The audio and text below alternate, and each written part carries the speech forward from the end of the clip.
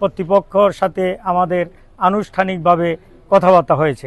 আমাদের সাথে রয়েছেন আমাদের মিরেশরাইয়ের বিজনেস কমিউনিটি, যারা এই অর্থনৈতিক জোন সহ বিভিন্ন এলাকায় ব্যবসা বাণিজ্য পরিচালনা করেন, তাদেরকে সাথে নিয়ে সেখানে আমরা মূলত যে বিষয়গুলো বলেছিলাম যে অর্থনৈতিক জোনটা মিরেশরাইয়ের, এই মিরেশরাই অর্থনৈতিক জোনটাকে একটি পারফেক্ট জোনে পরিণত করতে হবে।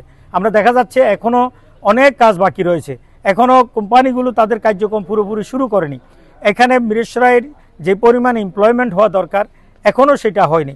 অথরিটি সেটা বলছেন, যেহেতু কোম্পানিগুলো এগুলো ম্যানেজমেন্টে আছে, তারা তাদের রিকোয়ারমেন্ট অনুসারে সেভাবে লোকগুলো এখানে নিয়ে থাকে।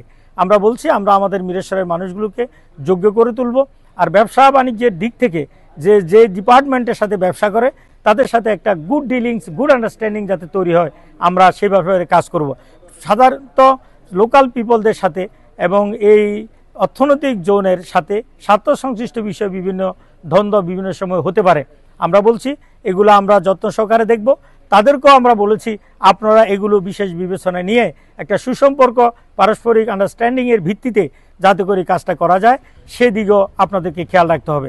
আর এই নেতৃবৃন্দকে সাথে নিয়ে আসার মূল কারণ হলো এরকম যদি কোনো সমস্যার সামনে উদ্ভব হয়, এরাই আসলে এই বিষয়ে ভূমিকা রাখবে। আমরা আশা করছি রাষ্ট্রের একটা গুরুত্বপূর্ণ প্রতিষ্ঠান এই অর্থনৈতিক জোন, এটা সফলতার চূড়ান্ত মঞ্জিলে পৌঁছবে এবং মিরেশরাই আলোকিত হয়ে যাবে। আপনাদের সবাইকে ধন্যবাদ।